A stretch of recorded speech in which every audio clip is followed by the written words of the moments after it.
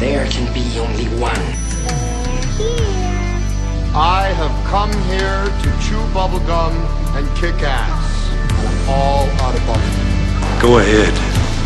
Make my day. Cinema Royale. I'm too old for this shit. I can't believe that just fucking happened.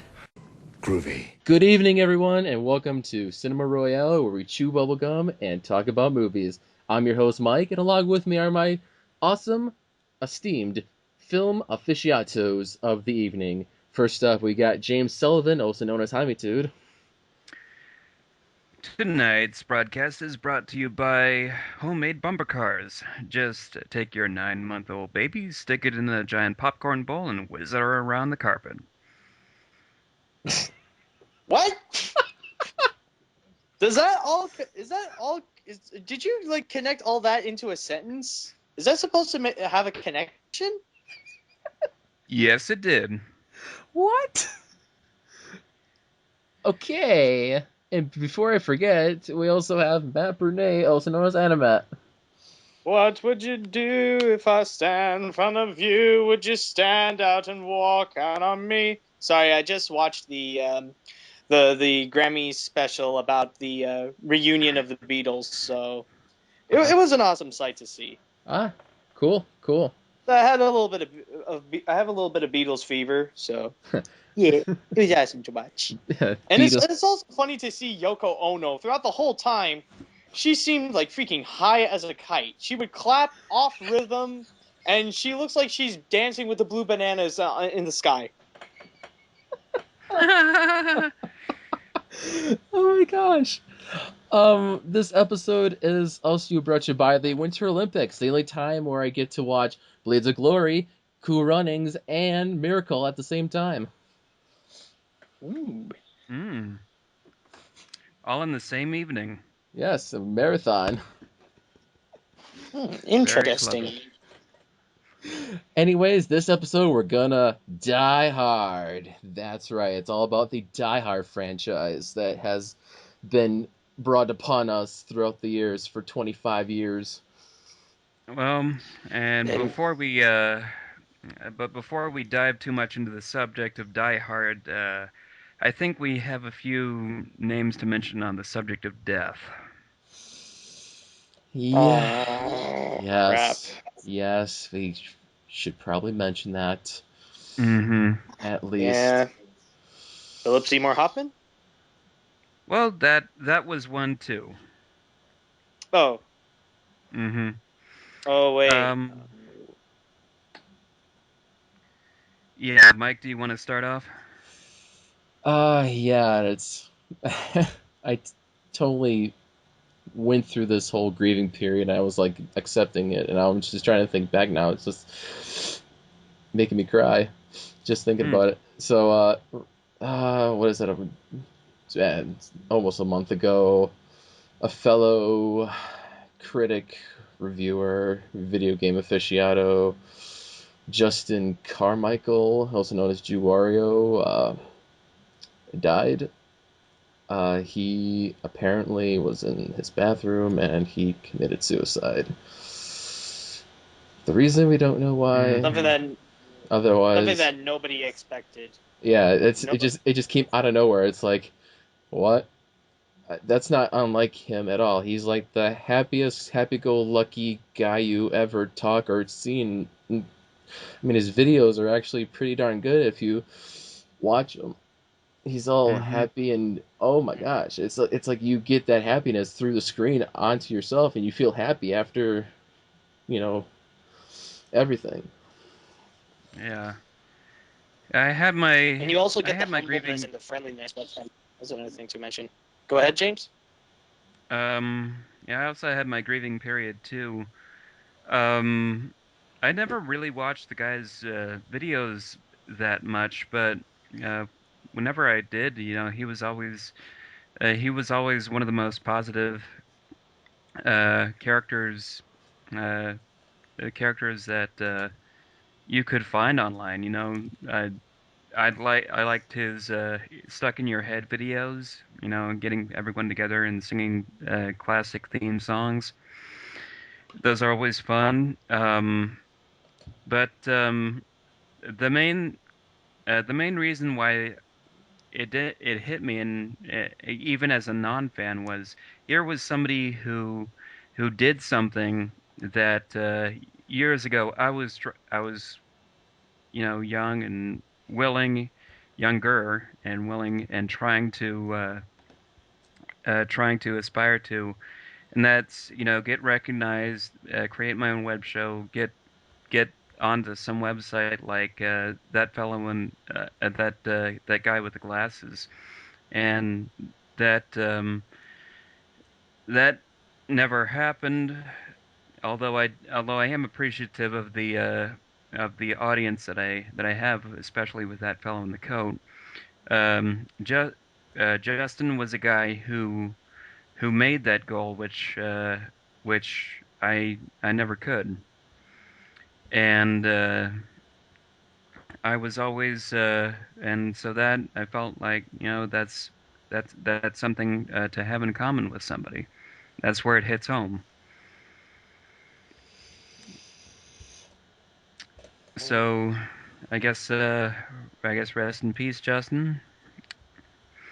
Um, the other the other one though I was going to mention was Philip Seymour Hoffman. Um, I wasn't a huge fan, but it was sort of a shock to see that it happened, and the aftermath that that's already sort of come across. It happened right on the Super Bowl, so not a lot of people were focusing on it. Yeah, it just came boom out of nowhere. It just Mm-hmm. Hmm. I was like, "What is it?" And then everybody's like, "No, it can't be true. Is this a hoax or something?" And I was like, I guess so." And shit, good actors die young. Ah, drug I mean, they abuse die. and drug Yeah, abuse is I like was about to say it's like I don't want to sound mean, but they would often die stupidly. I mean, like going off on heroin and stuff, like that's pretty bad, you know. yeah. You Hmm. can't really you can't really just leave with godforsaken with like a freaking needle in your arm. Yeah. It was It kind so. of takes away a bit of the sympathy and stuff like that, I'll be honest. Yeah, it when I had a similar reaction to when Corey Monteith passed away last summer. Here's a guy who that was a guy who was even younger, heroin overdose, and alcohol at the same time. So when I hear a celebrity has died on heroin overdose, I'm kind of thinking why. Why would you do this to yourself? You're in a position where uh, you are loved by um, you are loved by so many people, or at the very least respected by a high population of people. So what's the deal? It kind of makes it frustrating. It's sad nonetheless. Yeah. You know, if one thing I want to add, like just going back to Justin, like I've already done in one of my recent update videos, I've already mentioned everything that I want to say about Justin. Like, and it's a little bit about you guys. But the one thing I do want to say is that if there's one thing about Justin that I would like to think of him is not someone. It's not. I don't want to think of him as like the first critic ever who passed away and stuff like that. I'd rather think of him as someone who brought me so much joy, most namingly through the That Guy with the Glasses anniversary videos. Mm-hmm. Because I'll be honest, every time he appears on screen, he just steals the show. Whether it be in Suburban Nights when he's dressed up like David Bowie from Labyrinth and he has the huge package, or when he's in To Boldly Flee when he just popped out of nowhere without a shirt and ready to sword fight. That just completely caught me off guard, and like, it made me go in his. I just love it. Yeah, if that's what I want to think of Justin as a man who brought joy to so many people, and not just through his videos, just in general. You know. Yeah, totally agree. And the last one that I wanted to mention, some people say celebrity deaths happen in threes. Well, I'm going to say in this case, deaths period happen in threes. I want to give a shout out to a friend of mine who's listening to this, whose mother just passed away last Thursday. Oh, Um, sorry to hear that. yeah, she was 63 years old. She had cancer. It wasn't, but you know, just less than a month ago, it was kind of a case where they thought, okay, she's going in for treatments. That's going to be fine. Um, and then she was just ready to go. Uh, so, what can I say? My condolences, Matthew, for your loss, and to the audiences out there, don't do drugs. And do not commit suicide at all. It's stupid. Yeah. There are hotlines for that. There are people to Mm-hmm. talk to. Yes, Do not think that you're the only that you're all alone and that no one likes you, because there's at least one person who does. Mm-hmm.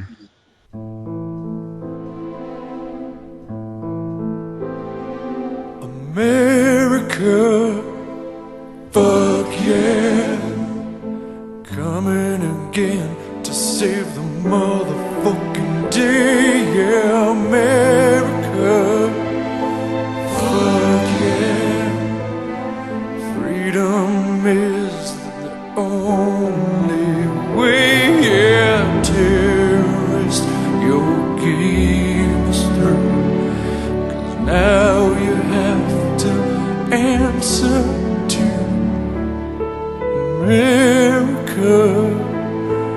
Fuck yeah, America. Fuck. Now that the griefing is over, let's go back to the Bruce Willis going all yippee-ki-yay and stuff. Let's lighten up the mood, shall we? Yes. Yeah. Yippee-ki-yay. Alright, so now that we shed all our tears, let's go talk about our movie, you know? Come on, let's go have some laughs. We're just gonna have a few drinks, you know? Nice impression. Sounds just like Thanks. Bruce Willis. All right, so in short terms, Die Hard is a film where it's all about one guy at the wrong place at the wrong time, and he's got to fend, kick some ass and try to save the day, which he has to because no one else is going to do it. And James did a full length video all about Die Hard in general, since it's based off a book, sort of. Yeah. Well, it's close enough to say that I would say, yeah, it's based on a book. Hell, it even says so in the opening credits. Although they don't actually tell you what the book's name is. They're like, based on the book by Roderick Thorpe. It's Oh, like, okay. yeah, just go through all the books he wrote. It's like, which one is it? I can't find it.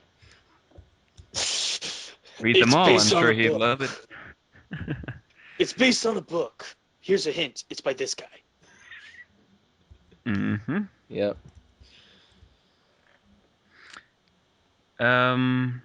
So yeah, if you guys haven't seen the the episode. It's up on thatfellowinthecode.com. It has been since last Christmas, and there's really no excuse, but I'm not complaining too much.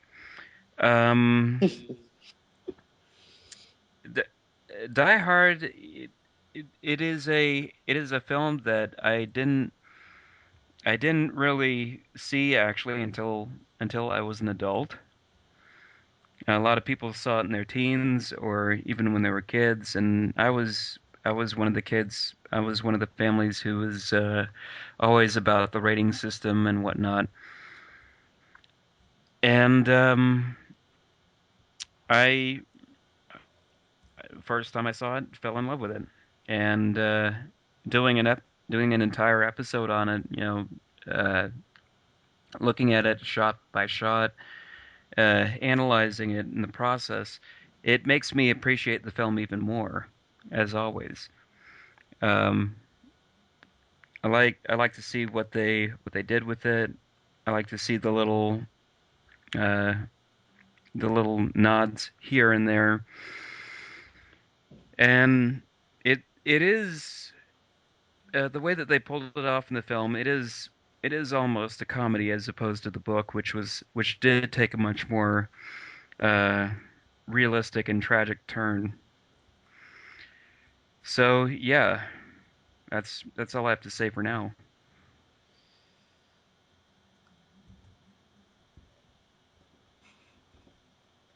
Mike, All you right. want to go ahead? Yeah, I was just trying to think of what to say.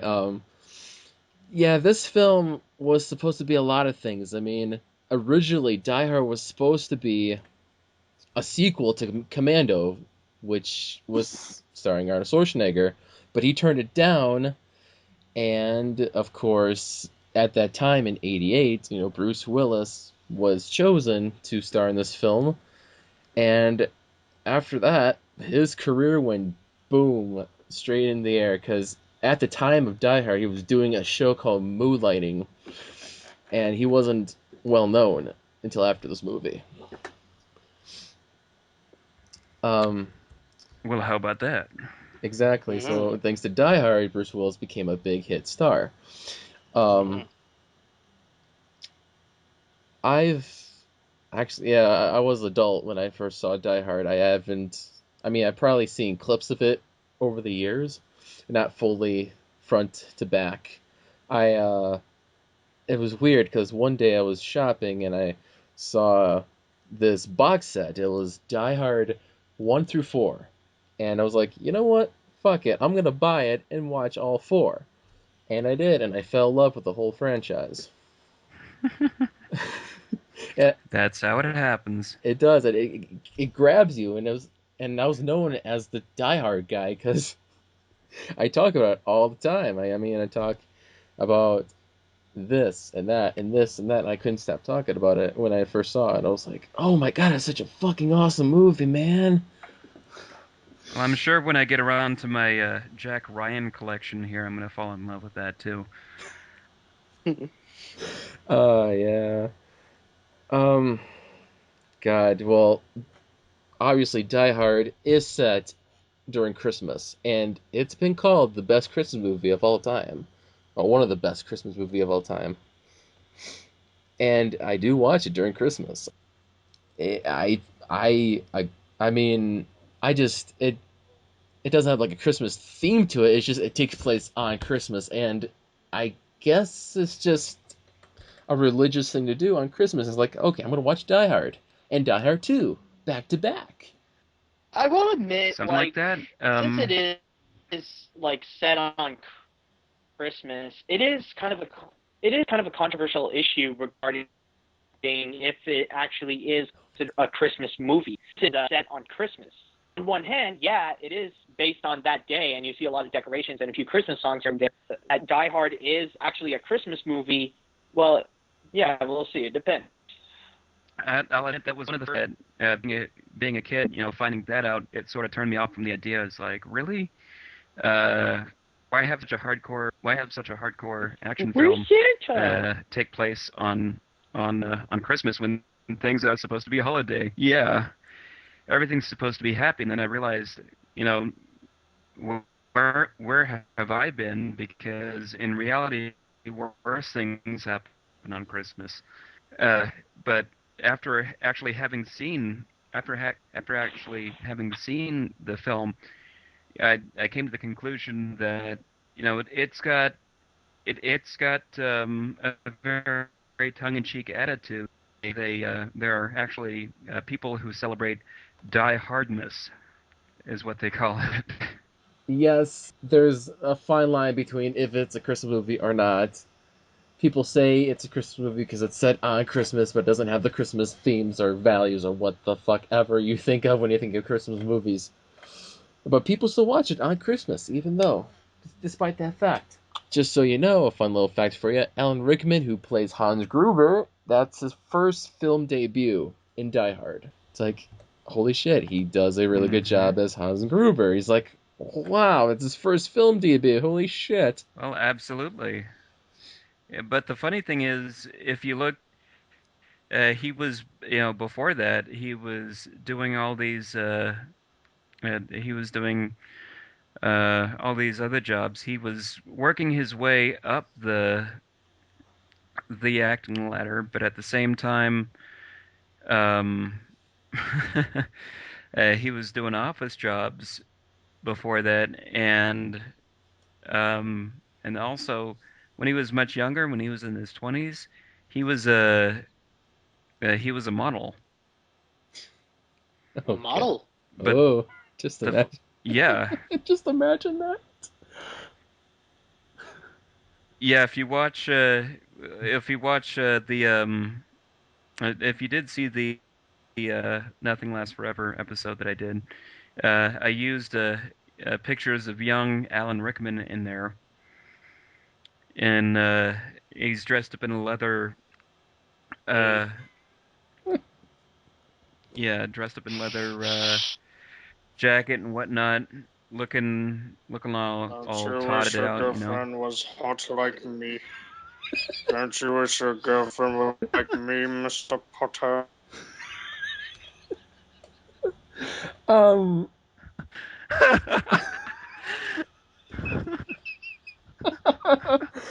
It was just recently. I watched Die Hard during Christmas time, and I just noticed Alan Rickman, and I never noticed that before. I was like, "Oh my god, it's him!"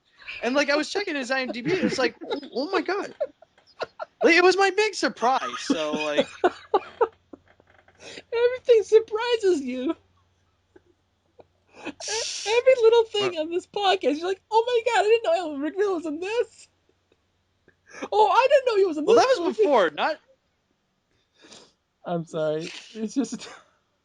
this is. I think this is just my first time saying that. Correct me if I'm wrong. It is. It is the first time you're saying that. I'm just. I love when you get surprised about little things in movies. So hmm It makes me happy. you never know. It just. Um. It just Not the like only it one just here who like it doesn't just know see me light up. It's everything. like, oh, he did that. You just had like a little nerd gasm, like, oh my god, Professor Snape is in this movie! Yeah. Oh my god! Hard. Um, so, He always has, he always does have that bad boy look, whatever he's doing. So it's like, why not? Yeah, I suppose. Yep, you so, suppose correct. yes, Yeah.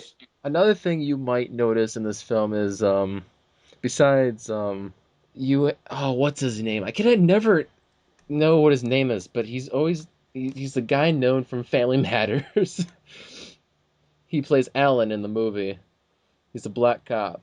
Oh, Reginald I, Vel Johnson. Oh. I can never say his name. It's weird, but yeah, he and I looked it up too. It's like this was before Family Matters, so he did Die Hard. Family Matters came about, and then like in between Family Matters, he did Die Hard 2 as well. So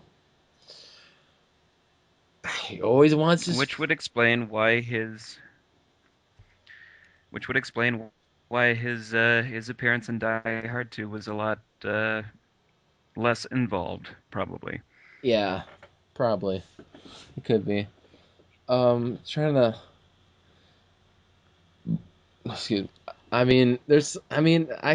could talk about Die Hard, but it's like, how do you talk about Die Hard? It's like you gotta. This is a movie you have to see for yourself to experience it. If I explain it, you'd be like, really? That happens? Like, I gotta see this for myself.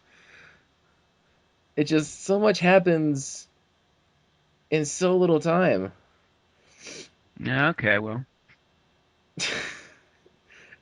I'm lost for words, really. I mean, his catchphrase is "Yippee-ki-yay, motherfucker." It's the coolest catchphrase ever. It's one of the most well-known catchphrases in film history. And he's it's been copied so many times after that. Nobody else seems to do it justice. So, Exactly. Mm-hmm. Um. I mean, So, who else can do it? but I've seen the Crow movies. They had one in there. Quote the Raven nevermore, motherfucker. That tried. Just listen to that. It failed.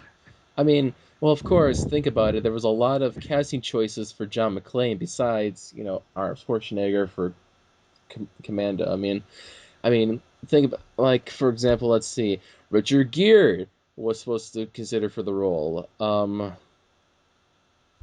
Don Johnson, known from Miami Vice, and Richard Dean No. Anderson from MacGyver was supposed to be considered for John McClane. Charles Bronson was supposed to be for John McClane. Nick Nolte. I mean, Mm, Oh God, last, Oh God, if Nick Nolte became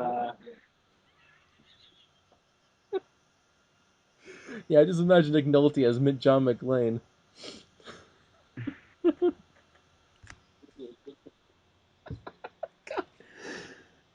Um, mhm. Get out of here. Come on, get out of here. oh God. As I was saying, Why didn't you try to save him, John? 'Cause then you'd be dead too, asshole. Think, goddammit, think. Hold on, someone took over a building? Let me just get ready.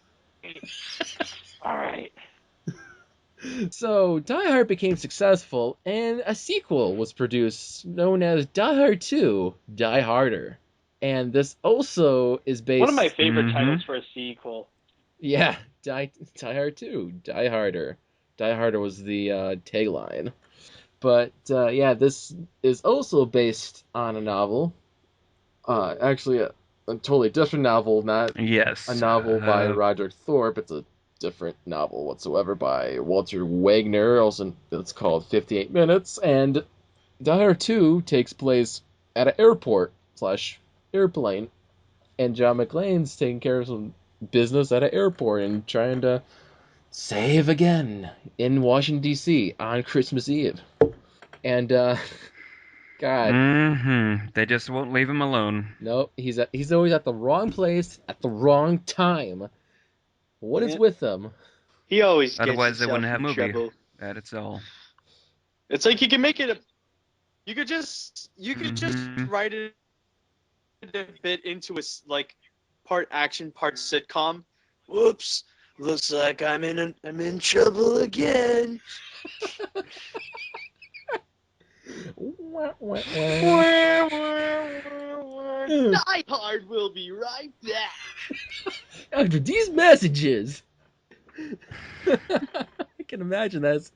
Um, for me personally, How will John McClane get out of this situation? Tune in next week. okay. Um, uh, I don't know. I think for And me, I prefer. and we are killing Mike right now. You guys are so funny. I love you guys. You guys are so awesome. Um, personally, Thank you. I Die Hard 2 is a good sequel. I mean, I like the first one a lot, and Die Hard 2 just I mean, I liked it, and but the funny thing about Die Hard 2 is I watched it on TV one day, and a TV edit is so much better than the original cut. Let me tell you why. Cause of course this Mhm. Really? no. Let me Oh, you're gonna be surprised by this. So his catchphrase is yippee ki motherfucker. That had to be censored for TV, right? So what did you think? Yeah. What did you think what's gonna be replaced for motherfucker? Oh no. In the TV Oh, I think I know what it in is. the TV edit of Die Hard 2, the motherfucker was changed with yippee ki Mr. Falcon. And there's no character Mhm. named Just out of Mr. curiosity. Falcon in the damn movie. He's just he's Oh my god. spoilers. No, but he is in a. Sorry, go on. It comes out with a scene where, of course, spoilers. He's got the ready to light the plane on fire. He's got this lighter ready. He's got to throw it, and it's gonna go into the plane. He's like, "Yippee ki Mr. Falcon!" and throws the lighter. Boom! Blows up the plane. And I'm like, "What? Who's Mr. Falcon?" It's it's That could it's be a the good plane. The fact that strategy. they're I could taking just off in imagine an like the airplane guy like a would just falcon. You're just you're reading it too No, much, I can James. It's imagine just like, the bad guy just in an airplane like who? oh my god. So what do you think about Die Hard 2? Is it a good sequel, or do you think the first Die Hard is better than the sequel? What do you think? Okay, I will say this.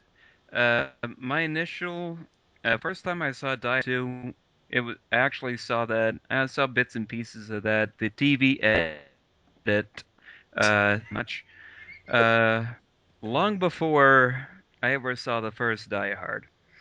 And I can say that even watching it in pieces, my from what I saw, my reaction toward it wasn't too it wasn't too strongly favorable, I should say. Uh, the reason why was because when I what I had seen, I what I had seen, I felt was actually uh really cheesy. Maybe that was because I had only seen the climax and found it rather hard to believe. But I can't remember exactly what was going through my head. Maybe I was thinking, "Oh my God, why is this happening on Christmas?" But um, after going from there and watching the first Die Hard, I said to myself, "Wait a minute, this second Die Hard is just essentially a ripoff of the first one. How does that happen?" And, he's in a situation where it's Christmas time. He's a cop who's put into a situation where he has to fight terrorists. I don't care what they refer to themselves as. I still call them terrorists because that's what they're doing. Taking hostages and making They're just being demands. touristing. Yes. Mm-hmm. Um, and he's the big hero that's supposed to stand up against the odds, and he's again crawling through air ducts and all that, and they even make note of that in the movie. He stops and he says, "How can this possibly happen to the same guy 2 Christmases in a row?" You know. But then I I rewatched it in full, and I was actually surprised to find out that yes, like Mike had mentioned, it was based on a book. It was like it was like they took a book that was inspired by Die Hard story wise, and they decided to adapt that into a film. And after I thought of it from that perspective, my my appreciation for the film actually went up significantly. Hmm. Um, uh, the fact that it actually has source material to it. As for as for anything else I can say about it, the one thing that does cost it points, and yet at the same time works in its favor, is the corniness Oh yeah, I of the agree. film. Yeah. Uh, the Hmm. part of what makes the first Die Hard work so much is that even though it's cliched, it's I actually find it kind of believable. Yeah. It's one of those. Yeah, I see what you mean. It's one of those. It's one of those situations where all the cliches that you know and love fall into place and actually work for something. Die Hard 2 is very, very, very unbelievable. Yeah. Yeah. Uh, he what he's hanging out in the cockpit of a plane seeking shelter. They throw the grenades in there, and the grenades are sweet time to explode while he straps himself to the pilot seat and hits the eject button on it. hmm Yeah. And he goes flying into the air, and it's just It shouldn't take. it's. And if you look at the shot, it looks like it's a cheesy ass shot too. When he gets fired out of the ejector seat, it's like it was. It kind of looked like it was. Could I say green screened at least because it didn't look like realistic. Like it just looked weird. I don't know. It's just It it, just looks The framing like of out it of was all too place. perfect. the framing, or because the camera's like above the plane, and all of a sudden the plane explodes, and all of a sudden you see John McClane in the chair go, and it goes.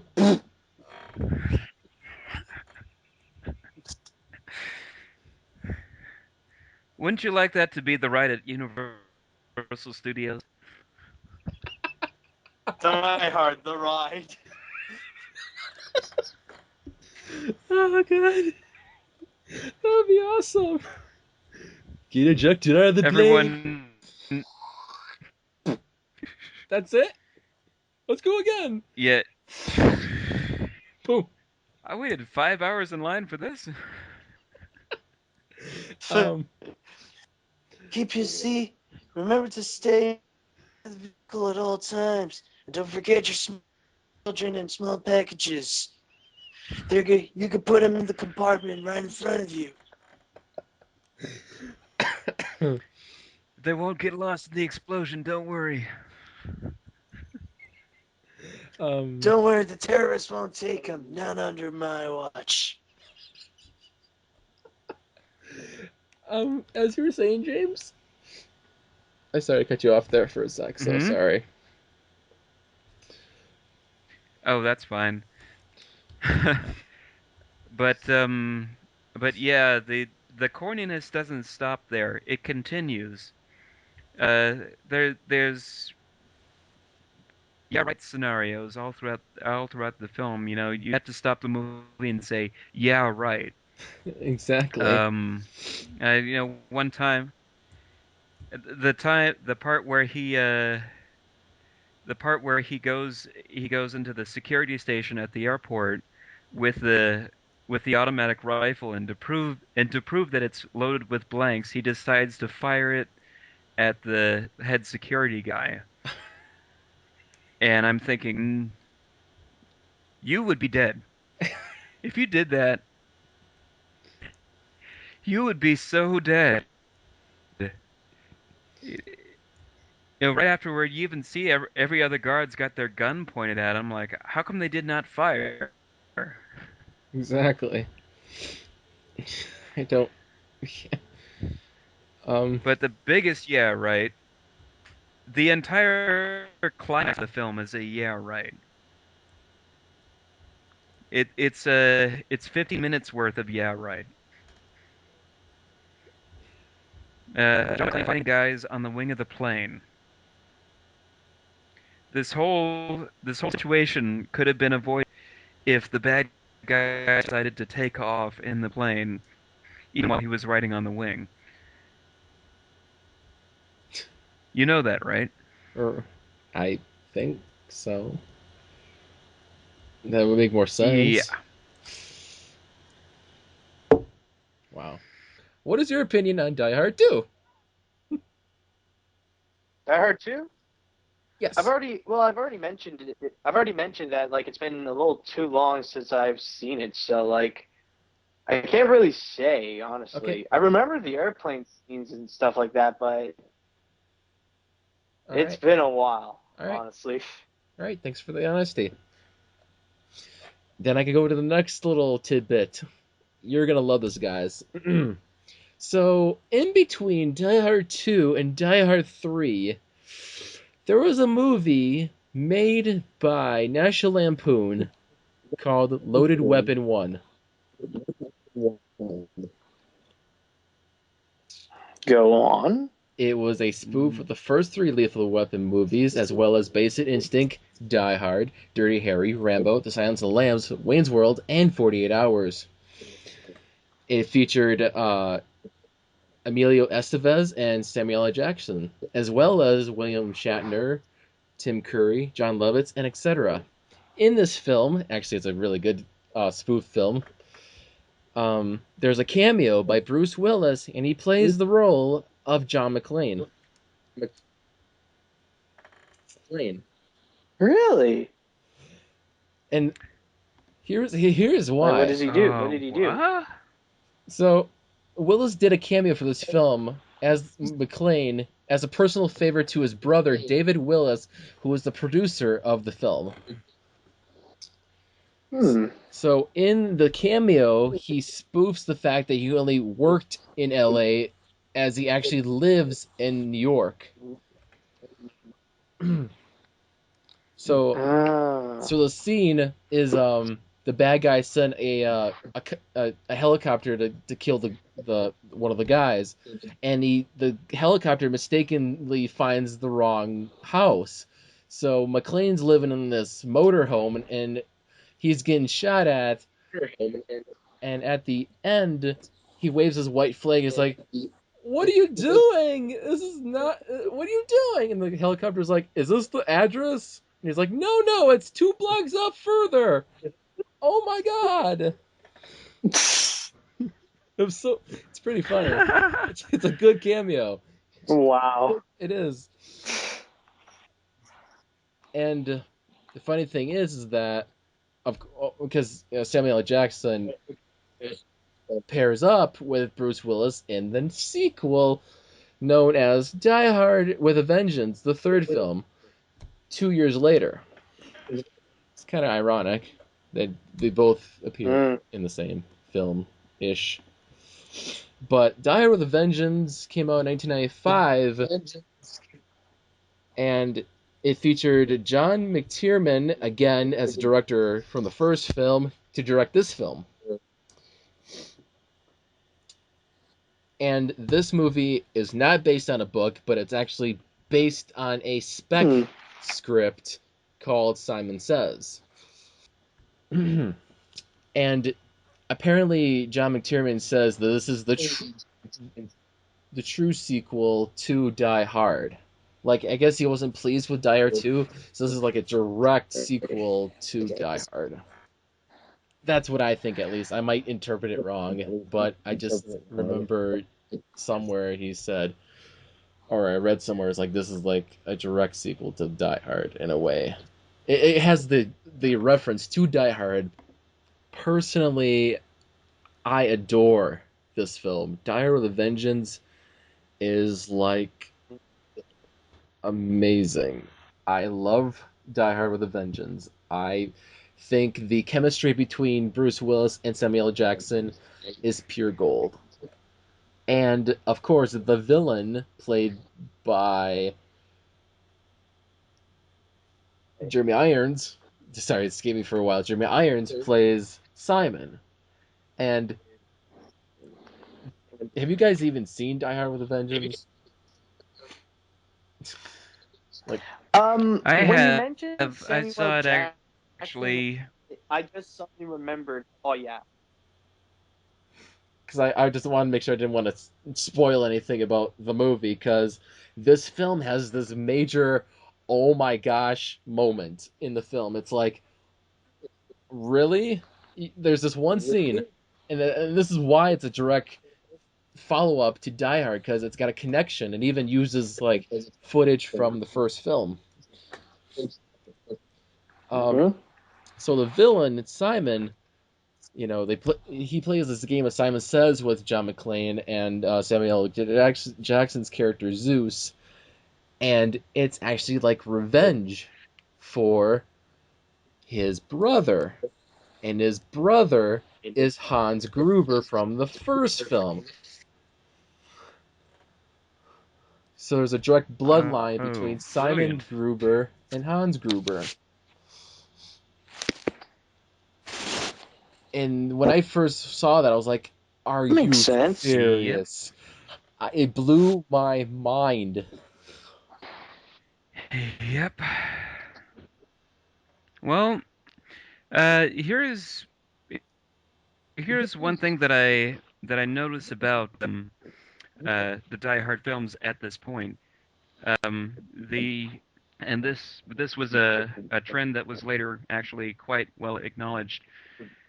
Just how as each film goes on, so does the scope of the films, the area of collateral damage, if you will. Like say the first film is just taking place inside of a building. The second movie is inside of an airport, which is arguably much larger. Third film takes a place all across New York. You know, the whole city is basically the playground. Hmm. As far as the film's quality, I liked it a little bit more in that it wasn't it wasn't feeling like a direct knockoff of the first Die Hard, like the second one did, although based on a book. The thing that that actually uh, somewhat loses points for me in it is something about it's something about Samuel L. Jackson's character Zeus and what he brings to the table. Uh, did um, did the Die Hard movies really need racial politics? I never thought about that. I mean, I I really don't know. I mean, maybe not. Yeah, yeah. Basically, we don't. The Die Hard movies are the kind of movies that we don't really have to think that much. We just want to see Bruce Willis be awesome, say catchphrases and stuff, and kick ass at the same time. We don't really need we're not expecting to think a lot to have like a political message, like rather it be racism or something like that. I don't think it's Hmm. necessary, is what I'm saying. Yeah, that it might have been interesting. It might have been interesting in another film. It was just not this one. But it was so constantly brought up by Zeus, you know, and even coming right through the door, he's just like, "Okay, kids, who do we not trust? White people." Oh yeah, yeah, yeah, yeah, yeah. I know what you're talking about, that scene. Yeah. There were some points to be made, and the beauty about watching the previous Die Hard films you could is that they did have a respectably mixed uh, cast of characters. Even the first one was very mixed. Like yeah, I wasn't even paying attention too much, but the cast, even the terrorist gang, they had all these different ethnicities, but I'm not sitting here thinking, okay, okay, are they bad guys because they're Chinese? Is this guy a bad guy because he's Chinese? Or or Hmm. or what about Carl Banks or the kid that uh, or the kid that's riding the limo? Are they those characters because they're black? No. Um, uh, Zeus comes in there and sort of ruins that. But I do want to mention one thing. The ending to this Yes. movie, was pretty good, but it was almost awesome, but for only for an ending that would be in a different film. Mike, you may or may not be aware of the alternative ending to I Die am. Hard with a I am aware of it. Vengeance. Hmm. I am aware of it because, hello, I got the DVDs and I've seen it on the DVDs and on the features, and I was like, really? There's an alternate ending to Die Hard with a Vengeance? So I knew you were gonna bring that You up. want to spill? I will. I would try to spill it as much as I can. The ending to the movie, it was semi-sweet. I mean, it was good, but the alternate ending is kind of weird. I mean, in my sense of weird, because in the alternate ending, just spoilers, Hans Gruber gets away with the whole thing. He is like in some, Simon Gruber. yeah, Simon. He gets away with it. He's in this European city, wherever they don't even disclaim it, and John McClane pops out of nowhere. Poop! I found you, and it was via the aspirin bottle. He tracked it down to the pharmaceutical in the city, blah blah blah, and he has this conversation with him, and he's got this rocket launcher on the table. John McClane's playing Russian roulette with a rocket launcher with Simon Gruber, as he's telling riddles, the same way he did in the whole movie to John McClane, and they're like really corny riddles too. Like everybody should know the answers to, but at the end, Simon's turning around the rocket launcher every which way he can because he assumes that he's like, which way is it gonna go kaboom to John McClane. So at the end, he just does this one final turn, and the last riddle John McClane tells him, he gets it wrong, and he's like, okay, push the button. He pushes the button, boom, rocket launcher just kills him, and then John McClane says the right answer and it walks off. So Well, the or to add to the punchline a little bit more, the question was a good guy and a bad guy meet in a bar. The bad guy forgot to bring something that might save his life. What did he forget? And the answer was, as John McClane unzips his coat and shows off his flak jacket underneath, he says, "The bad guy forgot his flak jacket." that was the punchline, and yeah, that was the alternate ending. It just seemed like I mean, on the DVD for Die Hard with a Vengeance, it was our commentary by like one of the writers who wrote the ending or something, and he was watching it for the first time. And the reason why it wasn't used because it shows John McClane as this cynical like douche in a way, like he's like really harsh, like he just wanted to kill him off just to be badass in a way, I guess. I was like really confused about the ending. I was like, okay, I personally thought it was a great ending for a Quentin Tarantino movie. oh, I never thought about that. Yeah, now I think about it, Hmm. that does make more sense. That would have been a great ending for a Quentin Hmm. Tarantino movie. Yep. That makes sense now. But the issue being, of course, this is not a Quentin Tarantino movie. Exactly. This is Die Hard. It's Die Yeah. Hard. Uh, It could have worked, but yeah, oh well. yeah. It Whatever happened could. happened. And of course you gotta love when the helicopter comes down and boom. Yeah, that's the kind of ending you expect from a Die Hard movie. Yeah, come on, you gotta catch the bad guy before he escapes, especially on a helicopter, and you gotta make kaboom. I mean, and oh, I don't think Matt knows this because the finale of Die Hard with a Vengeance takes place in Canada. Really? Which province? Ah, oh, shoot. Oh, I'm trying to think. I'm trying to think. It was.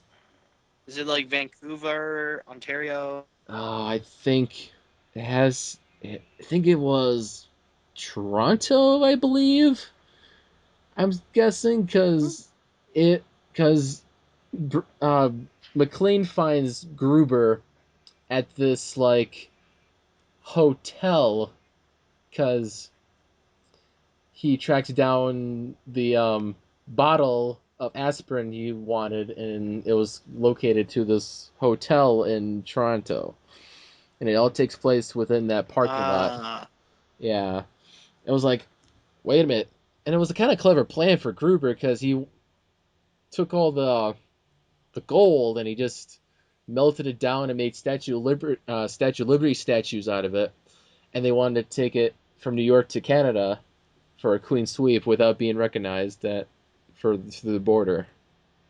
hmm. But I was like, really? The climax is in Canada? I was like, that was pretty cool. Just a little tidbit. Mm-hmm. That's Uh, cool. That's cool. yeah, a little recognition there. Um, yeah, I mean, yeah, like I said, I personally love Die Hard with a Vengeance. I mean, the opening sequence alone it guarantees the reason why. I mean, come on. Yeah, true, true. Somewhere in the city playing, all of a sudden, boom! Big explosion at a department store. Like one of the biggest explosions I ever seen in a Die Hard film. That's how you roll. That's how you do it. Yep. Oh How man. you do it? Well, with Die Hard with a Vengeance out and became popular, well, it took a long while for the fourth one to come out, and it wasn't until 2007 where Die Hard 4, also known as Live Free or Die Hard, came out. Hmm. Here Hmm, is definitely. can I institute a rule here? What is the rule, James? Uh, the general rule that that the Die Hard films or the favorable Die Hard films follows are like so. Uh, and I'm not referring to my own personal opinion here, but uh, more alongside the opinion of the public consciousness. There seems to be a rule that in which the better Die Hard films have uh, a literary backdrop to them, a source material from which they can work off of. The other ones being uh, the other ones that do not are the lesser rememberable, for lack of a better term, entries. This is why I consider Live Free or Die Hard to be one of the better ones. Particularly interestingly enough, though, this was not based off of a book. Mm-hmm. It was instead based off of a written article. Uh, I I forget what the title of it was. Just so you know, the article was called A Farewell to Arms by John Carlin. It's a Wired article. Hmm. Yes, I only got a little bit of a snippet of it, but apparently it details how the how the U.S. security system could be taken down, and in in Live Free or Die Hard, the security system is taken down somewhat akin to how it is in the article. But does it work? I think it does. What do you guys think? Live Free or Die Hard is actually a really good film. When it first came out, a lot of people were like, no way, this, yes, no, no, no, no, no. But when I watch it back, and I'm like, holy crap, this is actually a really good film, a really good contender for a Die Hard film in the franchise. I don't know, Mm-hmm. I just don't know. I mean, the plot seems, I mean, it's like realistic. I mean, it could happen in the U.S. It's a thing that could happen, possibly. Mm, I'm saying well, I'm just it's a rare thing that I doubt that's gonna happen. But it's like you think about it, it's like it could happen depending on what the circumstances are. well, on top of that, the methods in which it's taken down, or what is not possible, is the explosive means of John McClane doing what he does best. It's funny because I've read, and you mentioned before, that Die Hard has this scheme that, okay, Die Hard, the first one takes place in a building, Die Hard 2 takes place at an airport, Die Hard 3 takes place in New York City, and then Die Hard 4 takes place pretty much like the USA. The whole United, not the whole United States, but in the U.S., like Washington D.C. and in some sort, All across the country. all across the country, pretty much. It's like this big scheme that John McClane has to um, help save and be the hero again, with a little help from his companion of the movie. Justin Long plays a hacker. The Macintosh guy. Yes. Yeah. And I give Die Hard 4 kudos because they do reference something from the first film, is that, John McClane and John and Holly have kids, so they introduce Lucy McClane in this film. The smoking red hot Mm-hmm. head. I was like, damn, she grew up to be a fine girl. Teenager. Jailbait. Mm-hmm. Shit. Or at least, yeah, the daughter did. Yeah. So it was kind of cool they mentioned that. They introduced her in this film. It was kind of cool. And she became the damsel in distress, too, as well, in this film. All right. Okay, on to number 5. I did number 5. Jump it over. Just jump as we were talking about 4. Is there anything else to say about 4? Mm-hmm. Trying to think. Did we cover 4? Because I'm not sure. Was there anything else to say? I don't think so. Okay. Okay. Sure. So after Live Free or Die Hard, there was some time for consideration for a fifth Die Hard. And like I said, I've seen all 4 films to this point, and I'm as I'm a film Mm-hmm. person, a film buff. As I'm a film buff, I read film sites for news and stuff, and I see news about a fifth Die Hard being produced, and I'm like, oh, really, really, a fifth Die Hard? Okay, and I'm thinking, okay, what's the next big logical step? Because they've done each little situation. They did, from small to big, as it's like building airport, New York City, United States. What's the next thing? I'm thinking it's got to be something international. And of course, I hear the first little blurb I think about or I see is the title of the movie, and it's called A Good Day to Die Hard. And I'm like, what the fuck is this? What kind Yeah, of. I'll admit the title kind of reminds me from Team Fortress 2. It's like, it is good day to die hard. Yeah, just the title threw me off. It was like, okay, so I mean, like the first one, Die Hard, simple. All right, Die Hard 2, Die Harder. That's not so bad. 3, Die Hard with a Vengeance. That's kind of catchy. 4, Live Free or Die Hard. That's kind of cool. But A Good Day to Die Hard. What kind of a title is that? It makes no sense. It's like, who says that? Nobody says, oh, hey, this is a good day to die hard.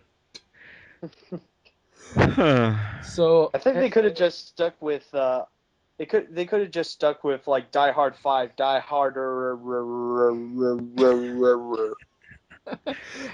yeah, it just threw me off. But, all right, so after I saw the title announcement, I was like, okay, what's the plot? What's the plot of the movie going to be about? And all of a sudden, I see casting news for John McClane's son. And of course, I'm like, okay, so his son's gonna be introduced into this movie, just like they introduced Lucy McLean in the fourth one, and they had to do, and the casting for uh, the son was very out there because there was a lot of casting choices to play the part. Even I mean, the fourth one originally was supposed to feature his son.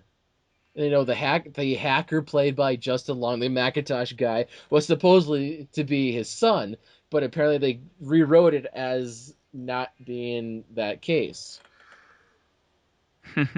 So it's like, oh, we gotta put his son somewhere. We gotta fit in the fifth one then. They uh, Um, I think I read even at one point his son was going to be played by football player Tim Tebow. I think I heard that too, and I was like, oh, what? But so He was a popular name at the time. it was, yeah, of course, because yes, Mhm. yeah. So of course, last year, Good Day to Die Hard popped up, and I didn't go see it in the theater. I had to wait for it until it was released on home video because I didn't want to go see it in the theaters. I mean, I looked at the trailers. I'm like, what? What? Russia? His son? What? So I finally see it, and oh my god, this is not Die Hard. It's not Die Hard. It's not. Here's why. Here's why it's not Die Hard. Here's a little fanboy rant coming up here. Um, Mm-hmm. First off, as I said, it takes place in Russia, and it's all about his son. And because the I'm not gonna say the about the plot, but I'm just saying that uh, John McClane's son, John McClane Jr., or as John calls him, Jack. I don't know why, I guess for confusion's sake. Um, he's like a spy. He's doing an undercover job in Russia, and he's so worried about. And I think he ends up in a trial, going to jail or something. And John McClane hears this news, and he's like, "I'm going to Russia to save my son." And Mm-hmm. he goes to Russia, and he's trying to find his son. He bumps into his son, and his son's like, "Oh my god." He's like, he has his biggest regret. Like it's like I guess his childhood wasn't that good because he's all pissed off at his dad throughout most of the movie. It's like it doesn't even call him dad until at the end of the movie. It's just like, "Hey, John McClane, let's go! Come on, McClane, let's go!" And it's just it's not the point of John McClane being at the wrong place at the wrong time because he's not even involved into this plot. He just walks right into the plot per se because it's really John McClane Jr.'s plot. It's like his movie, and John McClane just got inserted into the movie. It's like, get out of here, John McClane. It's not your movie. You're interrupting everything because he screws up the undercover job that John McClane Jr. was doing the whole time, and John McClane Jr. has to fix everything for what his dad's fucked up. That's Yeah, something like You that. ruined It's everything, Dad. God. that's how I interpret it, at least. my my reason for not going to see Good Day to Die Hard in the theater was uh, particularly because uh, I'd heard a lot about it, and I didn't want to. I didn't want to, risk spending $10 to go see something that I was going to hate. But in the end, when I did watch it, I said, okay, it's not one of the better ones in the series, but it's not crap. The problems are though we have the realism takes a holiday in this movie. How many times the in the first Die Hard film, John McClane is set back by having freaking glass in his feet. And in this movie, he's getting hit by cars. and falling through Mhm. buildings. Yes, I forgot to mention that. Yeah, he just scratches off like, "Yep, I'm clean as a whistle. Let's just move on. Nothing, no scratches, no nothing." He's like immortal or something. It's like, what the fuck happened to John McClane? Hmm. And there were a few moments in there where I felt like they were trying to mimic the first film almost. Yes, I know it's Hmm. I know what you're talking about. There's this one particular scene where um the finale, we're trying to kill off the bad guy. He gets thrown off the building, or Chernobyl, I think, and there's a shot that kind of mimics the Hans Gruber death in the first film. Oh yeah, I hadn't thought of that. What I was thinking of though was the part where they're being held at gunpoint and they randomly start laughing amongst each other. Oh, I never thought about that one. Oh, yeah, Again, sort of a nod to the climax in the first Die Hard. yeah, yeah. It Hmm. So, it it just It's like it's trying to be Die Hard, but it ends up being as one of those like Die Hard rip-off, like Die Hard clones, yeah, pretty much. just pretty much like it's trying to be Die Hard, but it's just a standalone like generic action film that's supposed to be a clone of Die Hard. Apparently, mm-hmm. it's just and of course this is the first out of the whole series to be written from the original screenplay. Nothing based on it is in this film, and it's like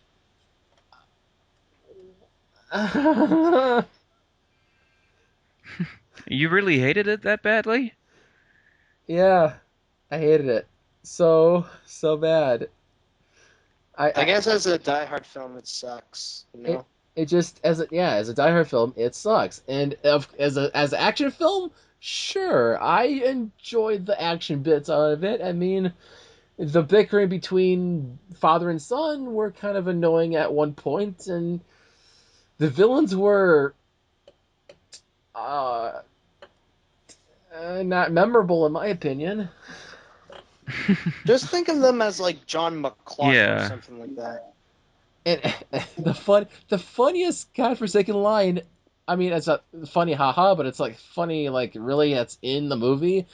It's at the point where John McClane finds out that his son is like a CIA spy, and it's like, you're the 007 of New Jersey.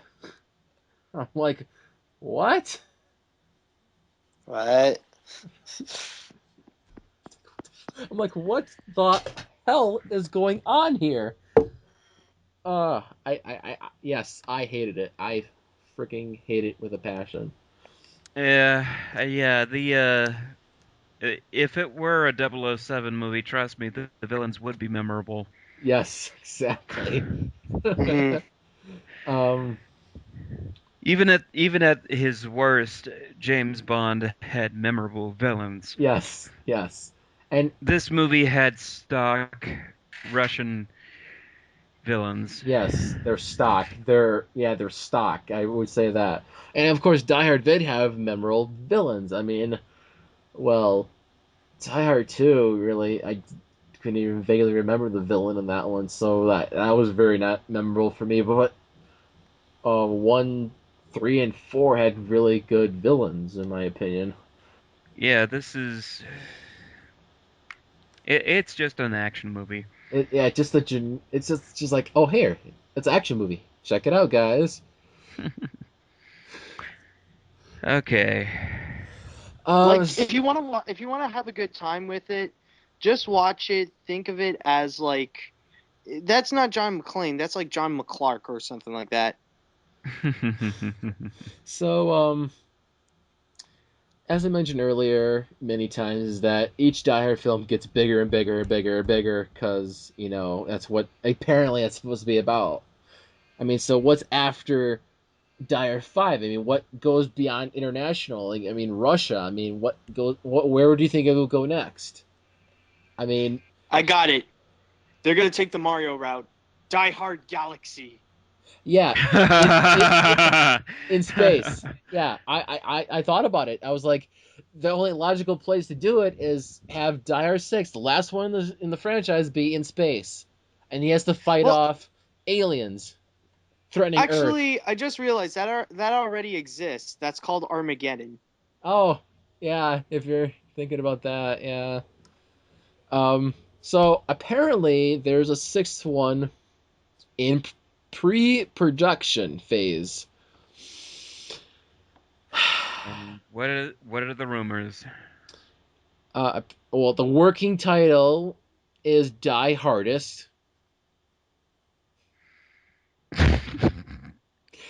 So apparently it takes McClane to Tokyo, Japan. Hasn't there already been several characters that went to Japan and do an action movie there? Like I could, yeah, Fast Furious, Wolverine, yeah, Cars 2 even. and here's a strange little number. It'll have the return of both Zeus Carver of the third film and the wife, Holly McClane. Oh boy. What? So Bonnie Bedelia. So he'll see Samuel L. Jackson again in the sixth film, and Holly McClane comes back after appearing in the first two Die Hards. And not, Yeah, and like, I mean, is the whole family gonna be didn't there? they mention? Yeah, it's one big Die Hard family reunion. Because if the wife's gonna be there, why not have Lucy McClane and frickin' John McClane Jr. be there as well? I mean, I don't know. That's I don't know. I quit. You know what I can broke up imagine? with you, John. I split up with you, John, because I was tired of being a damsel in distress in your stupid movies. Now, why did you have to bring me back for another one?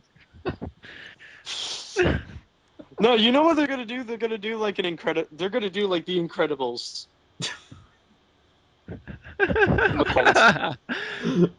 Oh my god. It's a whole family of McClones.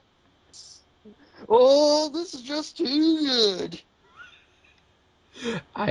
They're all Supermen now. This is one where Holly McClane gets to strut her stuff. She's no longer a damsel in distress. Nope, yep. She's been waiting for this opportunity for a long time. She's been getting ready, pumped up. She's like she learned boxing, she learned karate, she's ready to kick some ass. Where are you finding this movie? I don't see it anywhere.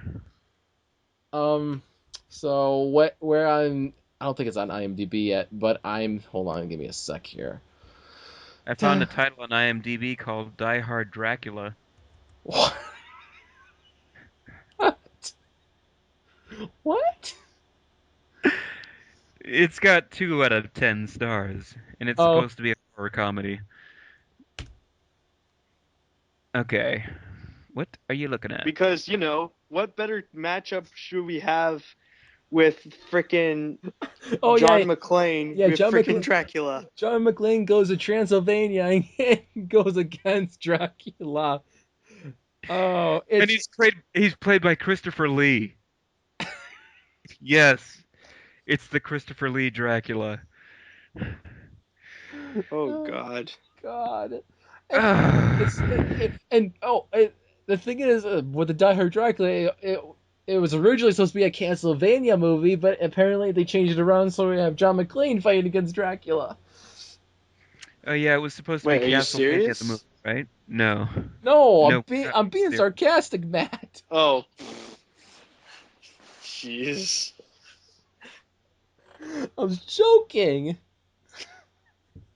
I didn't know. I thought it was one of those nice surprises. Oh, isn't that dandy? But yeah, Bruce Willis says he wants to retire the character of John McClane after the sixth film. He says, at the moment, I can run and I can fight on screen, but there will come a time when no longer there will come a time when I no longer want to do that, and that's when I'll step away from the Die Hard films. You know that means that there might still be more Die Hard films, but they're just not going to be with Well, Bruce Willis. I was just thinking about that. It's like they could continue without Bruce Willis as John McClane. They could have, his son be the star of the films now. I mean, John McClane Jr., and that could have a whole second generation of Die Hard films. I mean, even Lucy McClane could be in a couple of films being the children of John McClane. So either Die Hard Jr. or Die Hardette. Yeah. I mean, it could be possible. I mean, Hollywood's thinking of crap anyways. It's like, oh, this is a good franchise. Let's just retire Bruce Willis and we'll just have the siblings of the character take place. John McClane Jr. will be like kicking ass. He's a good action star. I mean, we'll probably get the same actors from the 5th film. But we need a Die good Harda, replacement for maybe. Bruce Willis. How about Arnold Schwarzenegger?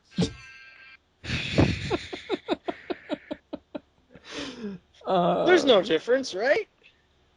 They get to do what they wanted to do to begin with. God.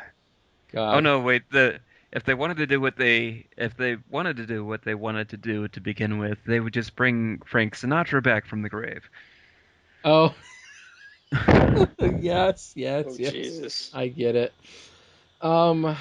So. Okay.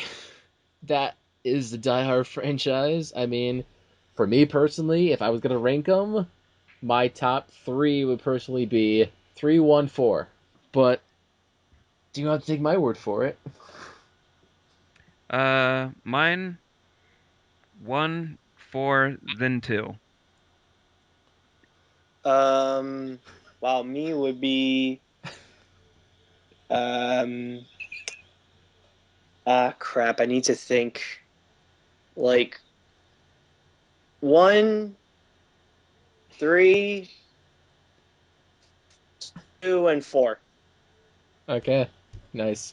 This has been Cinema Royale. Die Hard is a really cool franchise.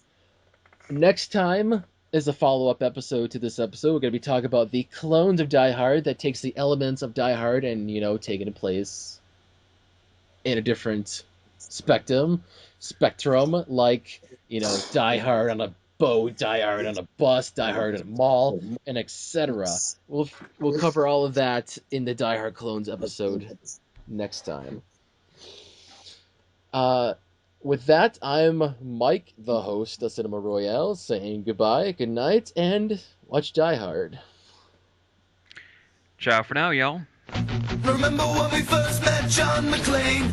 Argyle picked him up from the plane and took him down the Nakatomi Tower to meet with Holly. He came to get her back and to be her man, but Hans and his buddies fucked up the plan, and that's about when everything went sour at the Christmas party. And the terrorists were overzealous, but it was sweet when they killed Ellis. And with a little help from Alan, John McClane kicked ass. We're gonna die, die, die, die, die, die, die hard. We're gonna die, die, die, die, die, die, die hard. We're gonna die, die, die, die, die, die, die hard. We're gonna die, die, die, die, die as hard as we can. No one dies harder than John McClane, even when his wife's stuck on a plane, about to crash into the Potomac River on the eve of Christmas. And airport security kicked him out, but John McClane is just too damn proud, and nothing could have made him not deliver, cause that's his business. And with a lot of fights and gunplay, he blew that plane up on the runway. And with a little help from Alan, Holly's plane could land. We're gonna die, die, die, die, die, die, die hard. We're gonna die, die, die, die, die, die, die hard. We're gonna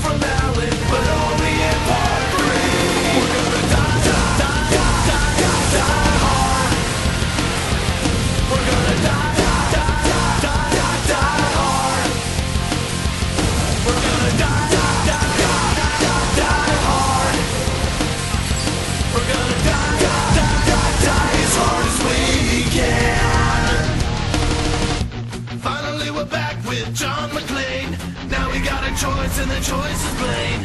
We can live free or we can die hard as we can. From taking on a terrorist he's never met, to taking on an F-35 jet with the greatest car explosions by far.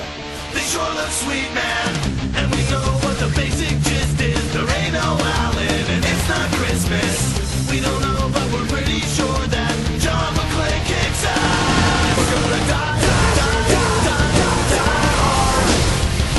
We're gonna die, die, die, die, die, die, die hard. We're gonna die, die, die, die, die, die, die hard.